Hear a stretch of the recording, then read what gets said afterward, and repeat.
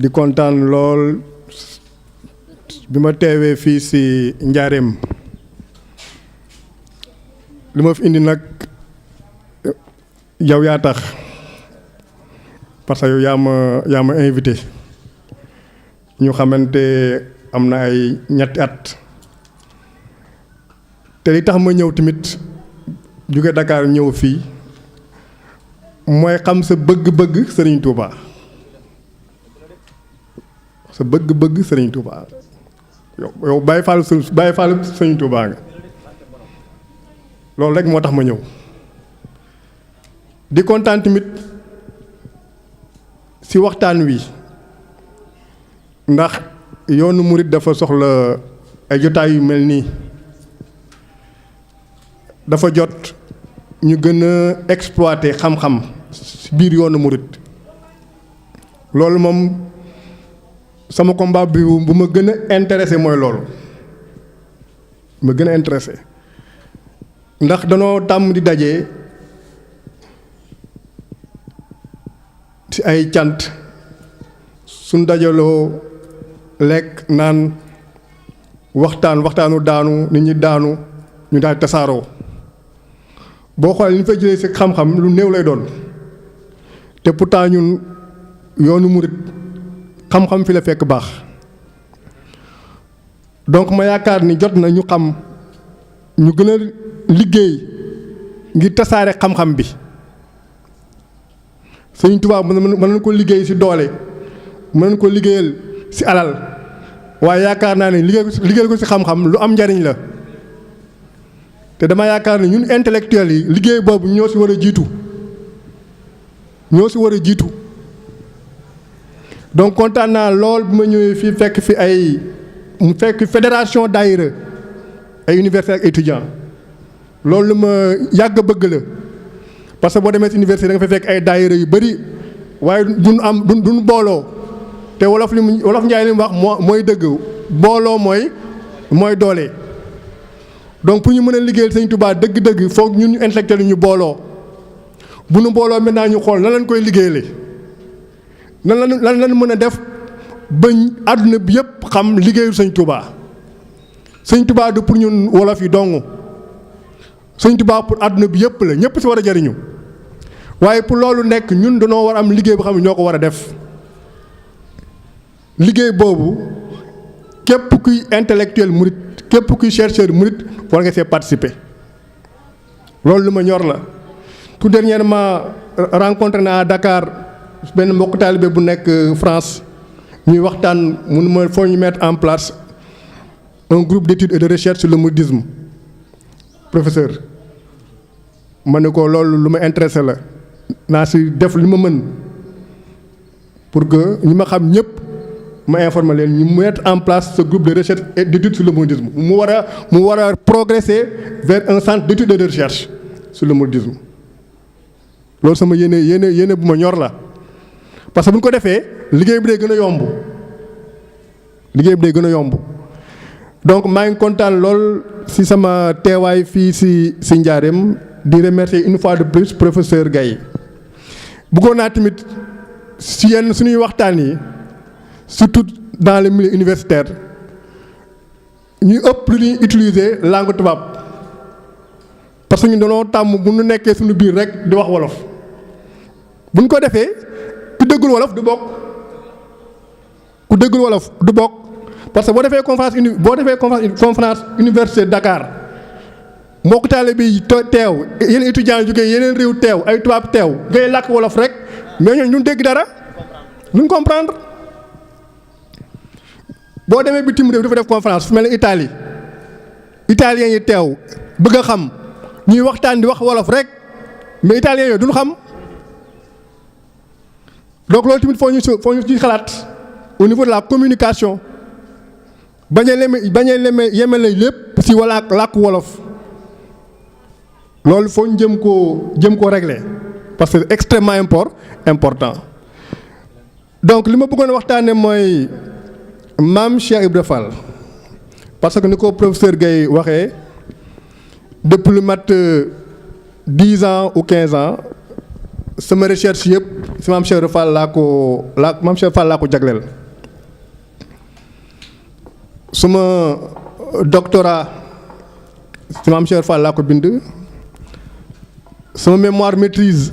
si maam Cheikh Fall laa ko bind. sama DEA si maam Cheikh Fall laa ko bind. donc ba ma commencé sama recherche ba léegi si moom laay gëstu te ba léegi maa ngi continué di gëstu moom parce que maam Cheikh Fall kenn mënu koo dajal kenn mënu koo jeexal. tey nag ma bëggoon a wax si maam Cheikh Ibra Fall. D'accord. Donc je vais démarrer en français parce que d'ailleurs c'est mon souhait. Je vais démarrer en français. Donc je me présente, je suis docteur Doudou Mané Diouf, enseignant-chercheur à l'UCAD, plus particulièrement au département de lettres modernes. Donc j'ai consacré toutes mes recherches à la communauté mouride en général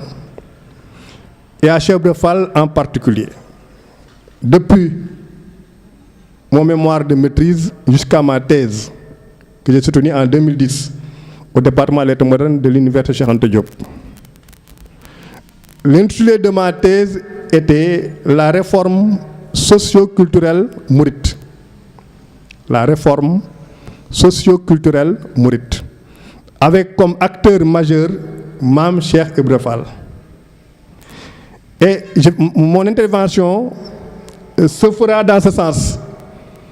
Parce que je vais essayer de vous présenter davantage Mame Cheikh Ibra Fall sous un autre visage. Parce que généralement quand on parle de Mame Cheikh Ibra Fall, on prend en compte l'aspect spirituel de l'homme. Mais c'est quelqu'un d'équilibré, Mame Cheikh Ibra Fall. Il est à la fois spirituel et temporel. Il est à la fois spirituel et temporel. On n'a pas besoin d'insister sur l'aspect spirituel. Nous mettrons l'accent plutôt sur l'aspect temporel. Mame Cheikh Ibra Fall, comme vous le connaissez, a été le compagnon le plus fidèle de Cheikh Ahmadou Bamba. On le surnomme Babul Mouridine. Babul Mouridine, qui signifie quoi en français? La porte du mouridisme. Pour montrer son importance dans la confrérie mouride. Et il a accompagné Cheikh Ahmadou Bamba pour la réalisation de cette réforme socio-culturelle de la société wolof. Le temps ne le permet pas, mais il faut savoir qu'il a été actif sur le plan social, il a été actif sur le plan culturel, comme il a été actif sur le plan économique. C'est ce dernier point-là qui va nous intéresser beaucoup plus particulièrement. Autrement dit, Mame Cheikh Ibra Fall comme acteur économique.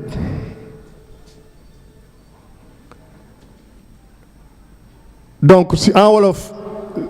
li ma bëgg a waxtaanee ak yéen tey mooy jaar-jaaru Mame Cheikh Ibra Fall si wàllu koom wàllum économie lu nu mën a jàpp si jaar-jaaru Mame Cheikh Ibra Fall si wàllu économie loolu laa bëgg a waxtaanee ak yéen tey. may tàmbali nag damay mettre en place le contexte historique bi nga xam ni yoonu murit ci la juddoo. yoonu murit mi ngi juddoo au XXe siècle. XXe siècle au Sénégal dafa nekk étape bu am importance ndax XXe siècle la fi colonisation dugg. Colonisation bi mu fi duggee la fi nguuru ceddo yi jeex parce que tubaab bi moo fi jeexal nguuru ceddo yi bi colonisation maintenant imposée par la force tubaab bi dafa doon def tout pour maîtriser maintenant les esprits c'est dans ce cadre-là mu mettre en place lu ñuy wax école française. École française lan moo doon yitteem mooy soppi xelu doomu Sénégal yi fi nekkoon ba xam ni danañ mën a noot ci xel ma leen a dominer di leen mën a manipuler loolu moo nekkoon rôle école française. école bi fi njëkk a tijji ñu ko tijji Ndar école française école bi nga xam ni bi fi njëkk a tijji ñu ko tijji Ndar ka fa njëkk a jàngale mi ngi tuddoon Jean Dard moo fi njëkk nekk enseignant de l'école française laïque. balaa boobu amoon na fi école catholique moo fi njëkk école catholique moo tax boo demee dëkk yu bëri école yi fa gën a màggat ñu fa njëkk mooy école catholique yi. donc après école catholique lañu indi école française mu jaar Ndar law si réew mi. école boobu li ko taxawoon jógul waxoon naa ko léegi mooy soppi xelu Sénégalais yi defeen ay tubaab yu am der yu ñuul moom la tubaab di wax aliénation culturelle déracinement aliénation culturelle. loolu tax murid yi yàgg a xeex école française tubaab bi bind na ko boo demee archive dañ ñu gënoon a bañ école française Sénégal mooy murid yi def na lu nekk pour que murid yi dugg ci école française ñu bañ. mu nu mujjee fii ci njaareem lan dem seet sëñ Touba ndi ko sëñ bi dañoo bëgg nga dimbale ñu sa taalibe yi dugg école ci suñu école yi mun leen loolu de mën naa nekk waaye à une condition dañuy négocier li ma lay wax ni mi ngi archive mu ne ko waa loo bëgg mu ne ko man damaa am école moo bëgg bu xam ne bokkut ak seen bos mu ne ko ban école nga bëgg mu ne ko da ngeen di def école bu xam ni day jàngale langue française dana jàngale làkku française langue bi dana ko jàngale waaye di soppi nit ñi ñu di ko dàqoo nan mu ne ko école boobu dama bëgg ñu fay jàngale arabe damaa bëgg si école boobu ñu fay jàngale arabe tubaab bi ne ko d'accord naa looloo indi première école franco-arabe ñu tijji ko fii si Njaaréem première école arabe bi ngay dégg école franco-arabe boo dégg Sénégal cosaan lañ mi ngi Njaaréem cosaan li mi ngi Njaaréem ci la ko njëkk a tijji te loolu Sëñ Tuubaa moo ko liggéey moo imposé tubaab bi école franco-arabe avant loolu li ñu amoon mooy école française rek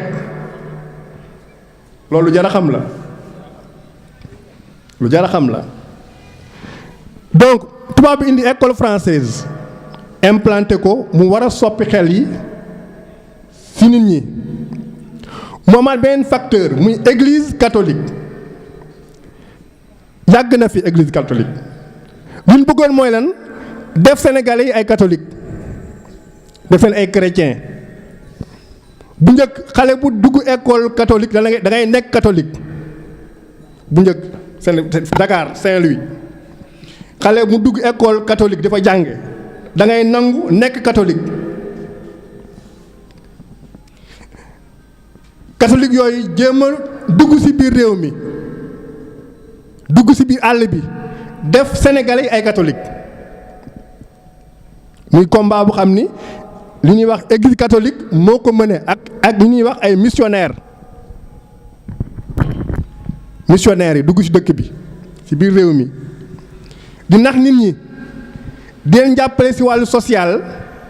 en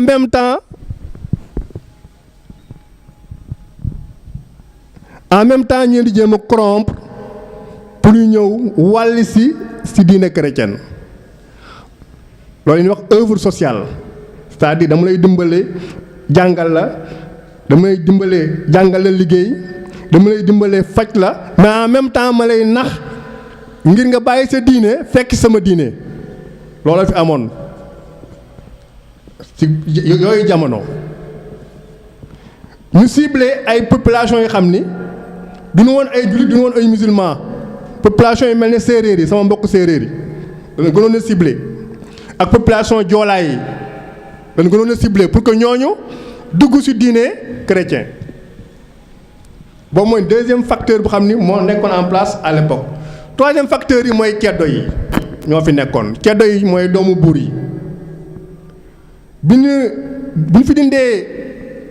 nguur yi njëkk yi nguuru ceddo yi doomu ceddo yi fi desoon tubaab daf leen a jël jàngal leen ci école bi nekkoon Ndar parce que tubaab dafa tijjoon benn école boo xam ne fa la doon formé doomu buur yi ba pare maintenant dugg leen ci administration coloniale ñu nekk ay chef de canton doomu ceddo yooyu di xeex l'islam di ko xeex ki ci gënoon a ràññeeku ci xeex l'islam ak Cheikh Ahmadou Bamba xam ngeen ko mooy Mbaaxaan Jóob doomu kan doomu Lat Joor te mu mujj tuub nekk murit sëñ bi tudde ko nan Abdou Khafour l'esclave repenti Abdul Khafour donc ñoo fi nekkoon ak ñan ak sëriñ si ku mel ni sëriñ Touba ñooñu nekkal fi diine di xeex ngir diine ñooñu nag ñoo jàkkaarloog tubaab bi di xeex ak moom non pas ci doole mais ci xel parce que xeexu doole bi jeexoon na ak kanu yi buur yi fi nekkoon ñii dee nan ñii daw nan donc xeexu diine xeexu doole bi jeexoon na li fi desoon mooy xeexu xel donc ci xeex boobu nag le Cheikh Ibra Fall joué rôle am ànd si ak kan sëriñam ba di sëriñ Touba mu jàppale ko si su ko li ñuy wax réforme socio-culturelle c'est-à-dire soppali changer li fi amoon temps du ko permettre mais sinon mën naa développer ces aspects-là li ma waxoon au début nag mais mooy li ma bëgg a war a def mooy présenter leen Cheikh Ibra Fall comme acteur économique Cheikh Ibra Fall bi ko Sëñ Touba yeewee da ko yóbbu Ndar moom rek moo doon taalibe Sëñ Touba bu nu yeewi yóbbu ko ci dëkku taax bu dul moom ñi ci des ñëpp Sëñ Touba da ngeen di yebal sañcal ay dëkk ci biir àll bi mais mu jël maam Cheikh Ibra Fall yóbbu ko Ndar xamoon lu tax mu yóbbu ko Ndar ndax moom dana mujj ñëw Ndar parce que Ndar la jógee dem Gabon bi mu ñëwee Ndar maam Cheikh Ibra Fall dafa commencé commerce la commencé Ndar tijji ay boutique Ndar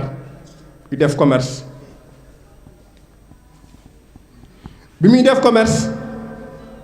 mbokk taalibe yi commencé di ñëw Ndar mu ngi di dalal Ndar am na benn chercheur bi ñuy wax Ndekache nee na première daayira murit maam Cheikh Fall moo ko sos Ndar ndax bi taalibe yi ñëwee Ndar jógee ci àll bi mooy doon dalal fekk boobu mi ngi def commerce Ndar commerce bi di dox bu ndikkee muy di jàngal ay métier yu xam ni dañ ci mën a jàpp ñii tailleur ñii tapissier ñii commerce mu leen di jàngal métier yooyu yëmu si mu leen di financer di leen dimbali ci seen liggéey maam Cheikh Ibra Fall bi mu nekkee Ndar su weesoo commerce bi Ndar da doon tamit nit ku xam ni def na fa agriculture mbayum dër am na dëkk bi ñuy wax booru Ndar Tasñeer dafa doon def mbayum dër di fa bay ay légumes di ko jël di ko yóbbu Saint-Louis di ko fa jaay loolu archives yi ñoo ko bind bi mu jugee Ndar mu ñëw Thiès bi mu ñëwee Thiès duggul biir Thiès dafa fondé benn dëkk bu ñuy wax Daaru Bayre boo jógee Saint-Louis jëm Thiès avant nga yegg si contournement bi da nga fa gis benn dëkkam boobu ñuy wax Daaru Bayre bi mu ñaanee suuf tubaab bi da ko faa yóbbu bu tax mu yóbbu ko dafa ni woon suuf yoo fa nekk baaxul ndax suuf soosu suufu ban la mu jox ko suuf soosu yaakaar ne mënu koo du fa mën a bay moom ak Baye Fall yi defar ko ba mu baax mu dem Ndar sa pépinière ba fa nekkoon si jardin botanique ba nekkoon Ndar jardin d'essai botanique mu fa jël ay pépinière ay fruits lu mel ne mango lu mel ne banana lu mel ne goyave indi ko di ko bay Daaru Bayre muy ñor mu koy dem di ko yóbbu Thiès du ko fa jaay. gis nga mbayum fruits yooyu nga gis Thiès ak Pout ak dëkk yi ko wër yooyu yëpp fa la jógee historiquement mbay moomu Daaru Bayre googu la jógee ndax zone boobu xamuñu woon genre mbay moomu tubaab moo ko fi indi tubaab bi moo doon jël ay garab bitim réew yóbbu ko jardin botanique bi nekk Ndar ñu tuddee ko jardin d'essai dafa essayer plante yooyu ba mu adapté wu ñu doog koo tas Cheikh Ibra Fall loolu la gisoon nag moo tax bi mu dikkee Daaru Bayre mu delluwaat Ndar dem sa jardin ba jël fa ay pépinière jëmbat ko ci tool bi muy meññi nit ñi di ko fa jël di ko yóbbu feneen muy tas loolu tax culture fruitière développé zone boobu loolu liggéey maam Cheikh Ibra Fall la ci xarañam bi mu nekkee Thiès tubaab bi moo bind nii maam Cheikh Ibra Fall amoon na ay boutique Thiès ba Ndar escale boo dem am na fa boutique commerce am bi di dox ba mu la jël grand commerçant yi fi nekkoon Sénégal muy libanais yi libano-syriens yi ak juif yi ñi xamoon ñoo ŋànkoon commerce bi à l'époque ñooñu dem ba jaaxle dem porter ko plainte pour concurrence déloyale ñu dem justice ñooñu daanu ñu vérifier ñu gis ni Cheikh Ibra Fall deful dara lu xam ne jaarul yoon xanaa kay xarajam moo ko may boo commerce am boobu dox mu am ay boutique ni ma la ko waxee léegi nii Thiès ba Saint-Louis escale bu fa am rek am na fa boutique yooyu mu jël ay murit ñu fay liggéey boutique yooyu mu jël ay murit ñu fay liggéey si wàllu mbay maam Cheikh Ibra Fall moo nekkoon mbaykat bi gën ëppoon doole Sénégal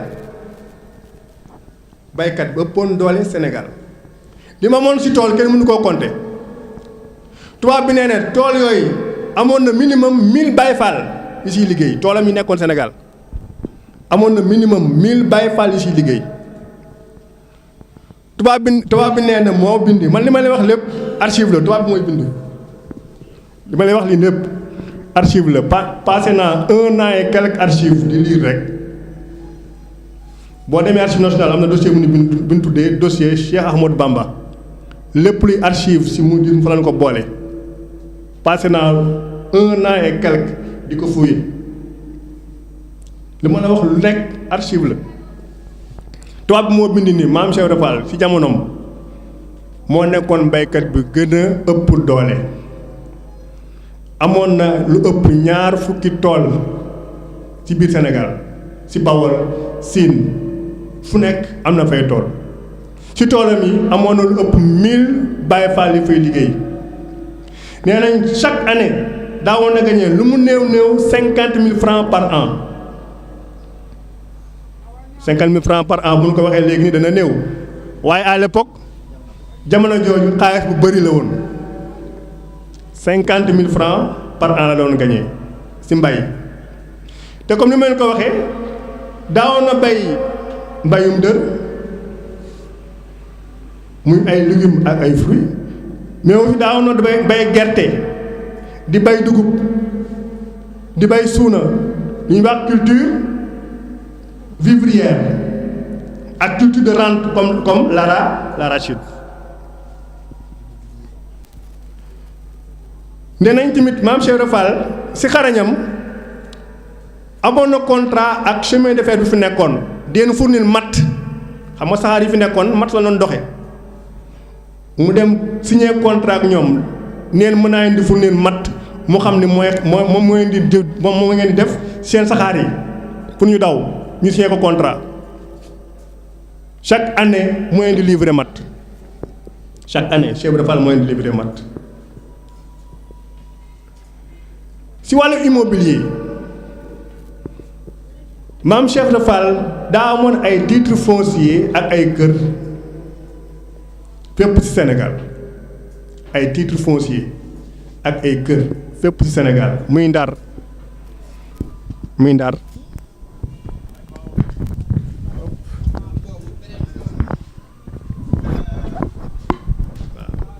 muy Ndar muy Thiès ñëpp xam nañ ni titre foncier la fa jënd mooy koy mooy fi ñuy wax Thiès fàtte naa ko quartier bi Médina Fall titre foncier la ko jënd la fa jënd nga dem titre foncier woo taalibe yi ñëw mu daggal leen may leen ñu dëkk loolu tubaab moo ko bind titre foncier la jënd nga dem titre foncier taalibe yi ñëw Thiès mu leen daggal di leen may ñuy dëkk si Thiès googu bala ma koy fàtte maam Cheikh Ibra Fall amoon na fa école de formation ak internat Thiès amoon na fa école de formation boo xam ni daa ànd ak internat à l'époque li may la wax nii Paul Marty moo ko rapporté li may la wax nii Paul Marty moo ko rapporté mu ne école boobu amoon na lu mat 75 élèves de 6 à 17 ans si biir école bi dafa am internat ñuy fanaan si biir école bi daa am formation professionnelle mu leen di jàngal métier donc bu naan tey daara moderne maam Cheikh Ibra Fall ba mu koy def yàgg na bu naan tey ay daara moderne maam Cheikh Ibra Fall ba muy def daara moderne di si def internat si biir di def en même temps formation professionnelle si biir loolu yàgg na donc loolu day wane ni maam Cheikh Ibra Fall visionnaire la c'est quelqu'un qui est en avance par rapport à son époque parce que booy ñëwee au Sénégal ñu ngi jéem a xool lan la ñuy mettre en place des daara modernes mais maam Cheikh Ibra Fall à l'époque il avait réussi à mettre en place une daara moderne à Thiès avec internat avec à l'intérieur une formation professionnelle destinée à plus de 75 élèves âgés de 6 à 17 ans li ma lay wax ni Marty moo ko bind moo dem ba xool ko Paul Marty moo dem ba fekk ko foofu bind ko ci rapport loolu jar a xam la bu ñu ñëwaatee ci wàllu immobilier amoon na ay terre titre foncier yu bëri wax naa ko ci Ndar wax naa ko ci Thiès wax naa ko ci Dakar li gën a yéeme ci Dakar mooy maam Cheikh Ibra Fall day dem Dakar fa gën plateau fa gën booru Palais mu jënd ko ay terre fa gën sa Dakar booru Palais fa la am ay terre titre foncier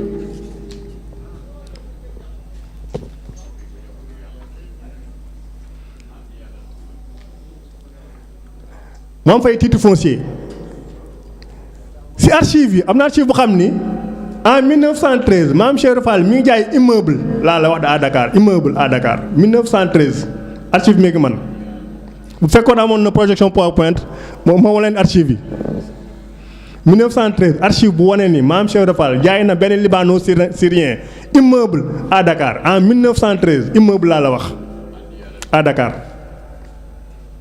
kër sëñ bi ñuy wax à Dakar kër sëñ bi nee nañ moom moo ko moom bi sëñ Tuubaa ñibbisee jógee Gabon ñibbisi maam Cheikh Ibra Fall moo ko njëkk a dalal loolu ñu bëri xamuñu ko sëñ Moussa Ka bind na ko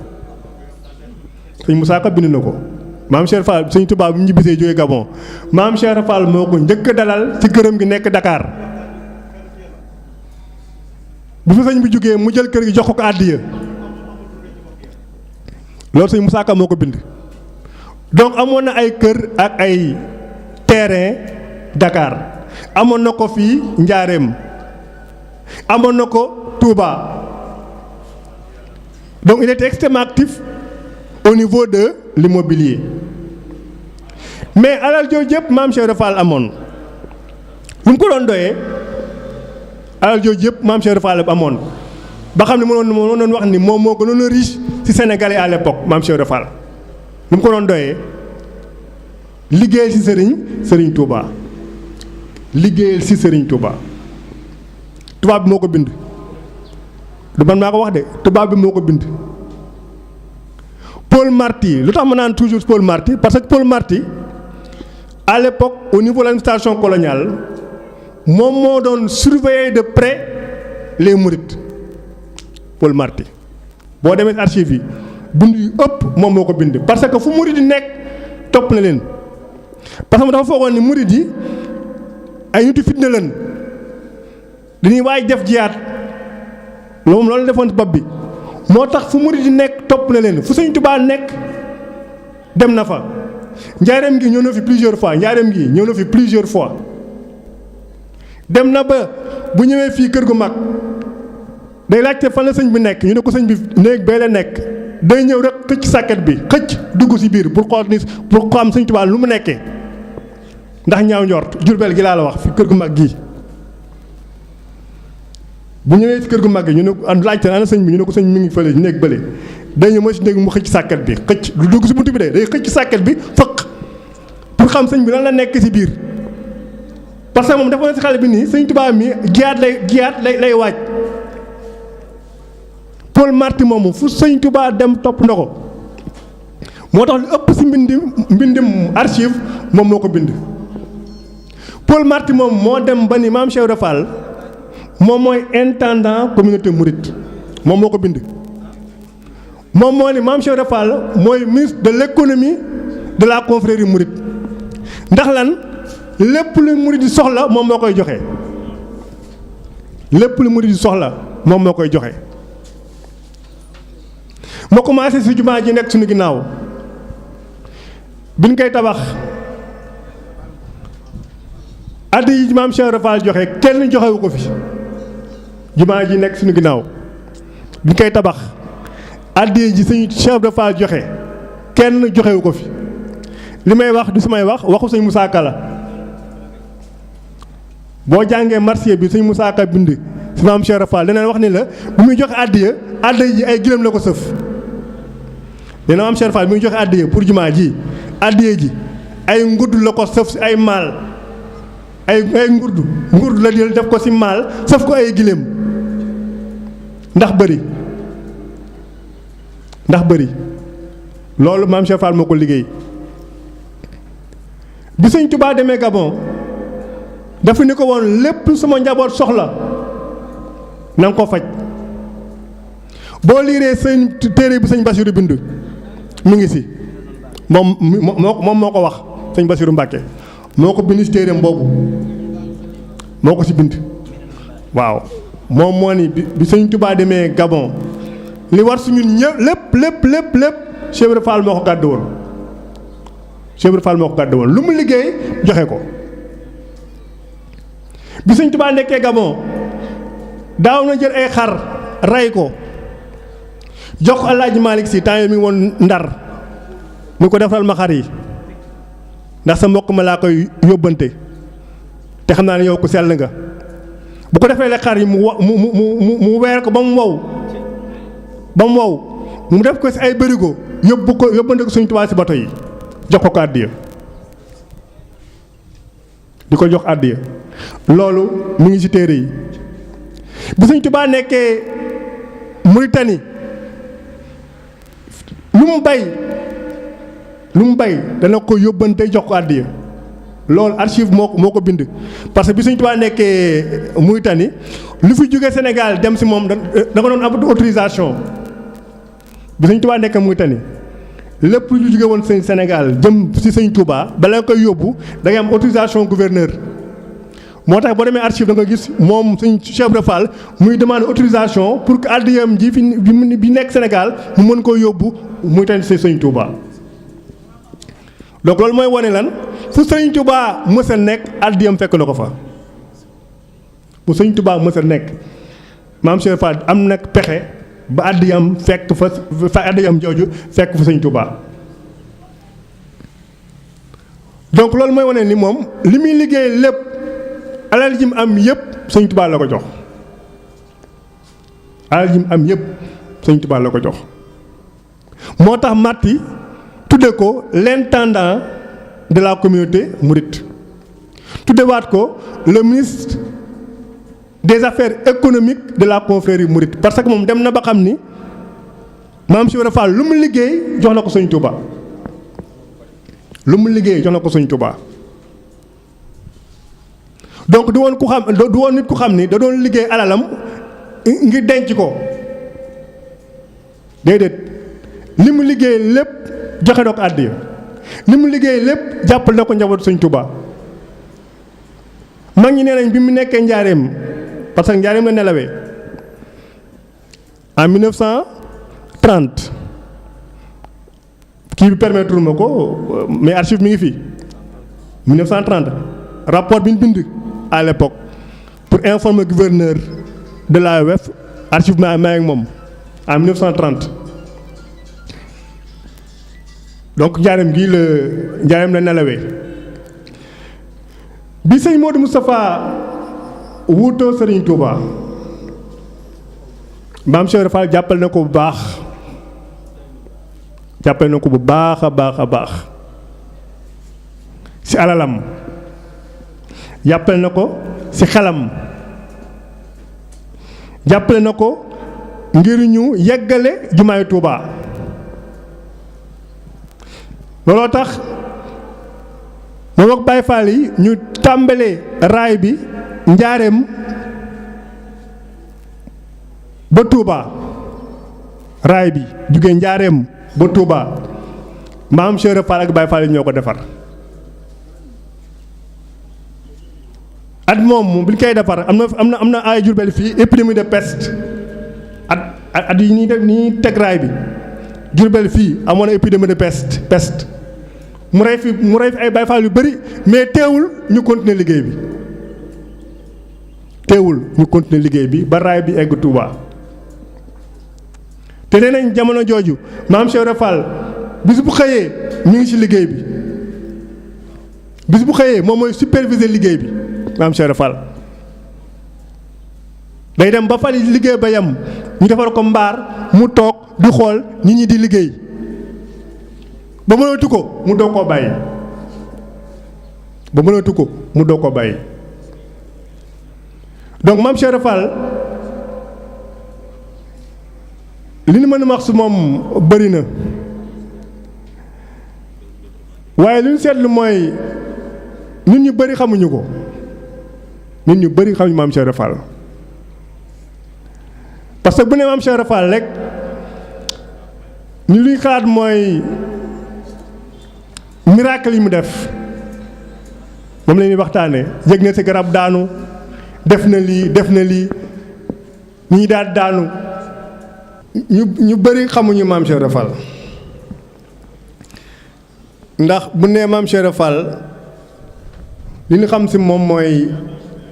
miracle yi mu def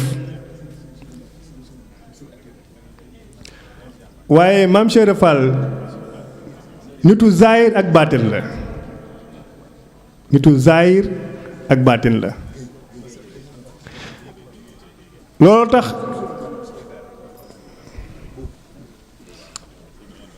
loolu tax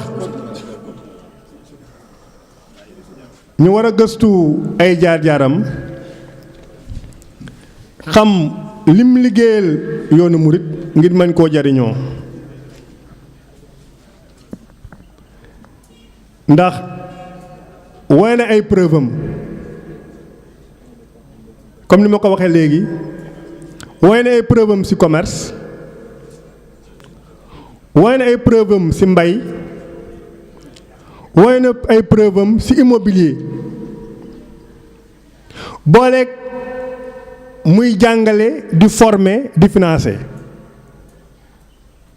ba si ay jamonoom moo doon sénégalais bëpp xaalis Sénégal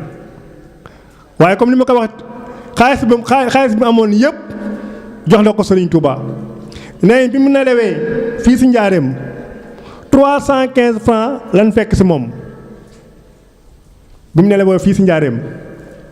nee nañ 315 francs la fi bàyyi nit ku xam ni à l'époque yaa ngi doon gagné chaque année 50 000 francs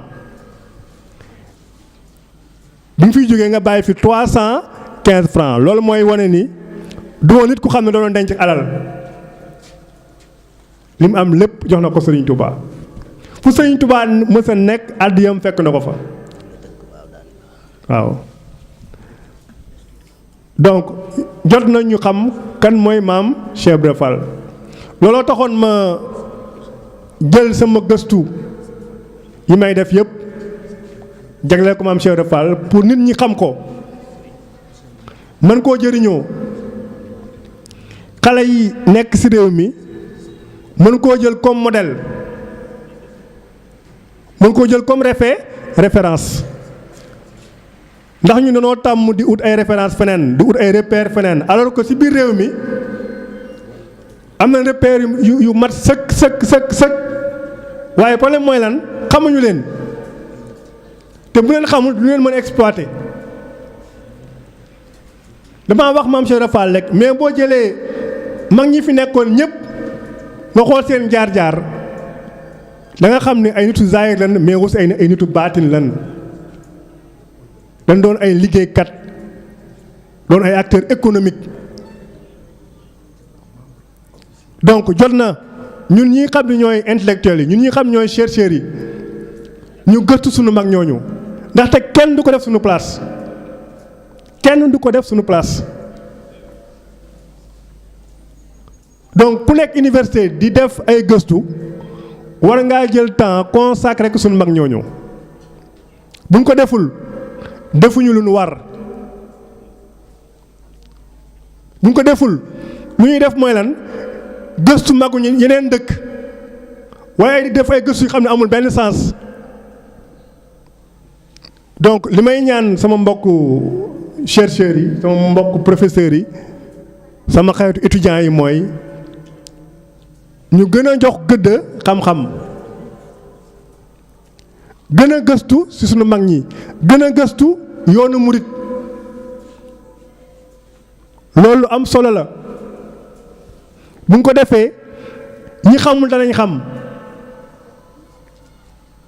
parce que man ci samay recherche bi may def sama recherche rencontré ay njaboot maam Cheikh Ibra Fall mais wan naa leen ay archives yu xam ne mën nañ ko waxee ñoom sax xamuñu ko woon pourtant ay surtout maam Cheikh Ibra Fall lan ay sëtam lan mais xam loolu naa leen lu xam jox naa leen ay preuves yu xam ne ay archives ay informations ñoom sax xamuñu ko woon donc fokk ñu def liggéey boobu liggéey gëstu pour xam bu ñu xamee xamle nit ñi jàpp ci lu dëgër parce que murid yu bëri xamuñu dañuy topp mu mbaay mi rek Baye Fall laa waaye yow est-ce que xam nga mooy Baye Fall xamuñu ko murid laa mais est-ce que xam nga lan mooy principe murid xamuñu ko parce que jànguñu parce que amuñu ñu leen xamal xasida yi dañ leen war a traduire ci français xasida yi dafa jot ñu jël xasida yi tekki ko ci tubaab tekki ko ci anglais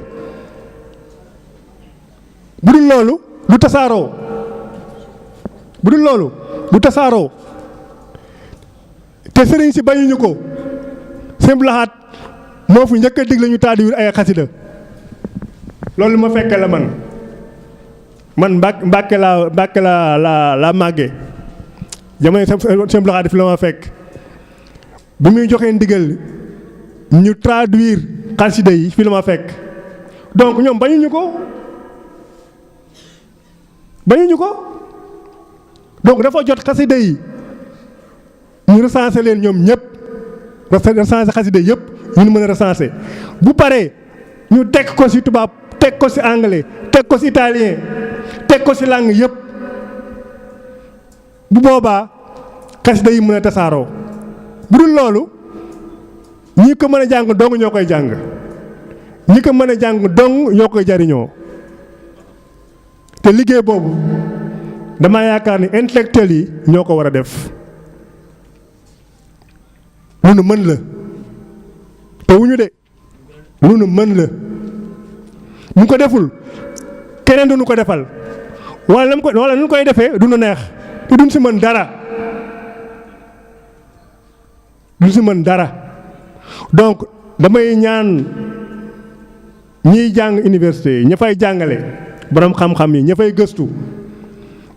ñuy gëstu yoonu murid wi gëstu li Sëñ Tuubaa bind gëstu jaar-jaaru mag ñi bu ko deful de bu ko deful defuñu lu nu war bu ko deful defuñu lu nu war man dama fa bàyyi liggéeyu Sëñ Tuubaa di étudier ay roman français ak roman américain du ma ko def pourtant moo ko doon yomb man may jël sama sujet mémoire ni sama encadré man si maam Cheikh Fall laay liggéey metti na woon lool moo naa jël benn sujet bu gën a yomb ma bind ko en 1 an pare mais damaa jël sujet boobu ndax damaa xam ni lu ma war la mu metti lool ma muñ ko donc jot na ñu liggéeyal Sëriñ Tuubaa ci wàllu xam-xam joxe àddiya baax na liggéey Sëriñ Tuubaa ci doole baax na mais dama yaakaar ni sëñ bi jot na maintenant ñu liggéeyal Sëriñ Tuubaa ci xam-xam heureusement que suñu xalif bi bokkook ñun gis-gis heureusement que suñu xalif bi bokkook ñun gis-gis wolof Njaay nee lu jot yomb te yoonu Sëñ Tuubaa lu war a jot rek lu war a am rek day am donc am naa yaakaar ni li ma bëgg te professeur Gaye bëgg ko professeur Kane bëgg ko ñu bëri bëgg ko dana am c'est-à-dire ñu gën a jox gëdd xam-xam waxtaanu daanu yi baax na lool xeexuñu ko de waaye bu ndajeetee ñuy waxtaanee xam-xam ba ku fa jugee am loo fa jëlee lu lay jëriñ